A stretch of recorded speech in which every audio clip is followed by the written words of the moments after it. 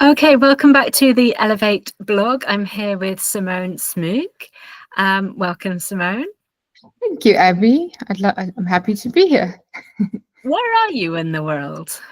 I am in South Africa, sunny South Africa. Although it is winter now, so it's a bit chilly, but wonderful South Africa.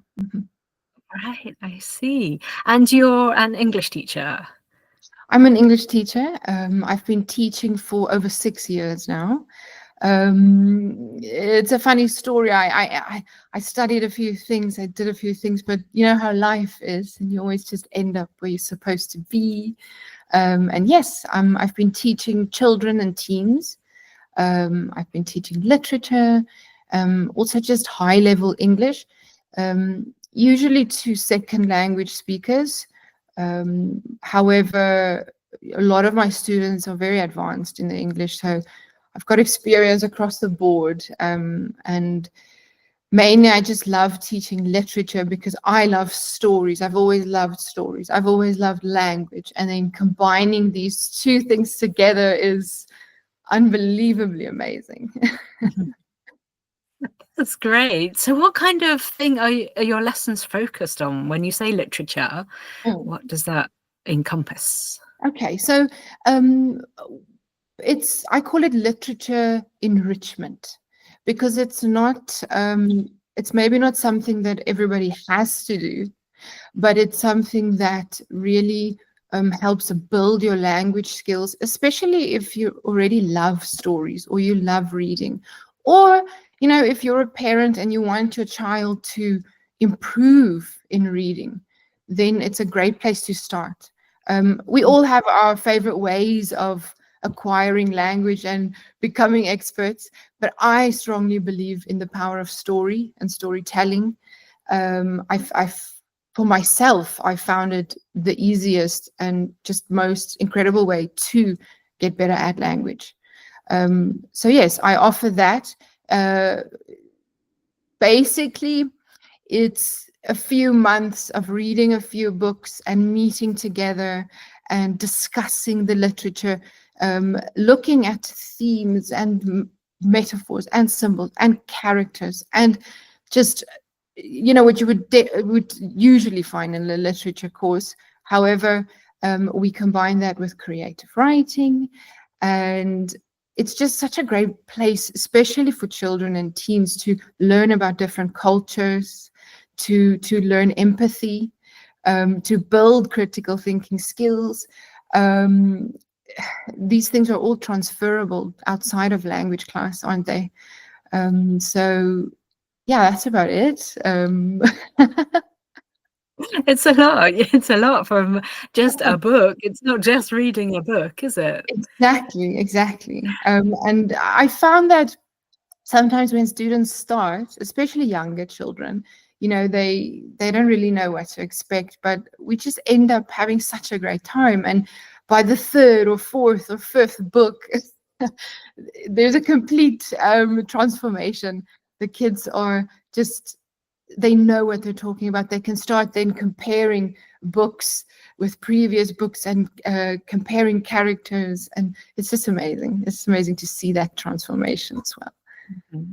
Nice, that's great. Yeah, I think I'm in Japan, and although we have English lessons, we don't have these kind of literature, digging into the stories in a foreign language. Yeah, it's really. Is it tricky? Is it tricky for the students who if English is their second language? It can be. It can be. It depends on the individual. My experience teaching literature is with, I don't want to say gifted, but students who are already, at a higher level in their English. I wouldn't say a level A student would particularly enjoy this. I think they would find it very difficult. However, at some point you do have to start interacting with that, because I think that's the best way to master a language. But you know what? And everybody's welcome, and that's why I'm there. I'm the middle, right? I'm the guide. You can of course read a book on your own, but that moment when you start discussing it with others and expressing your ideas, that's really where the magic happens. And I'm there to facilitate that, to guide students and to help them when they're not sure, and to also culturally guide them, because they might not understand the subtleties of English and where it comes from, you know. Yeah, yeah, Mm. definitely. Okay, I have to ask, what's your favorite story? That's not a fair question. I love translated stories like The Little Prince. I love classic books like, I don't know, gosh, Jane Austen books. Well, why not talk about that?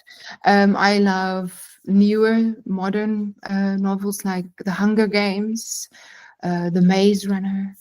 Um, the other day we did To Kill a Mockingbird, which is classic American literature.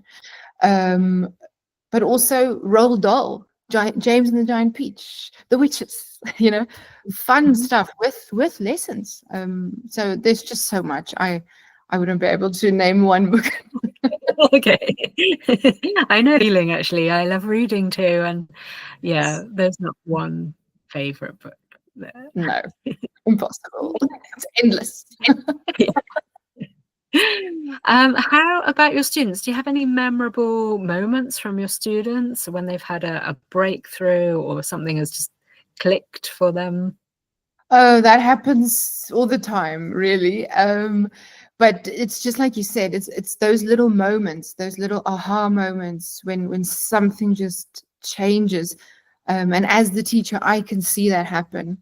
You know, the student might not realize it.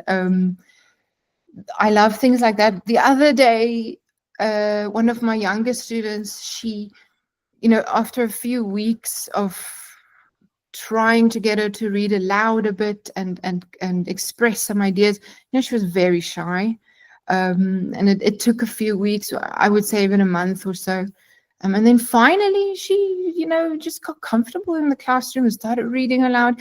And she even wrote her own little story, which she read aloud. And I think that's huge. That's huge, you know. But yeah, otherwise, just all those little moments, or and because this is so intimate, really, those little moments where they share anything from their lives, they're comfortable enough to share their own stories, really.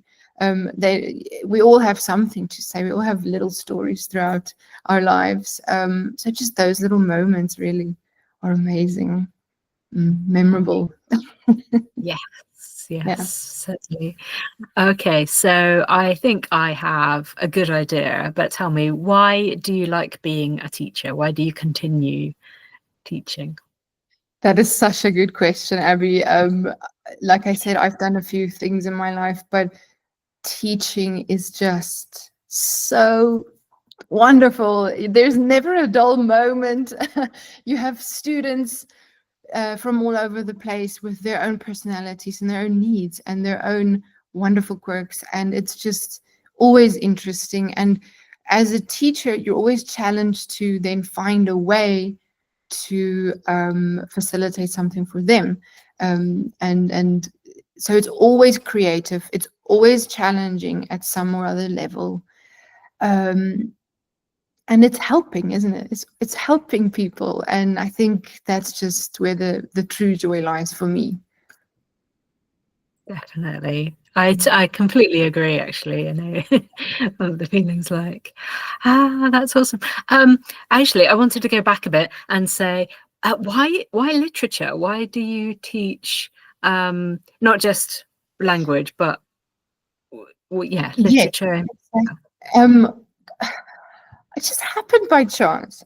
I personally, like I said earlier, I've always loved stories, reading stories, watching films, telling stories, acting things out, being silly. And then I also found my passion for teaching. It started with just English as a foreign language. I actually spent some time in China where I did that. Um, we had we had summer schools, winter schools, where we did short stories. And then I saw something that I didn't know about. But then after that, I've been teaching online, and it just happened. So my love for teaching, my love for story, it just combined. It just happened, and I've just found this perfect way of doing that. And I don't think it's everybody's cup of tea. I really don't think it's everybody's cup of tea. But for those brave souls and those who love magic and wonder, it's perfect. Mhm. Yeah, definitely.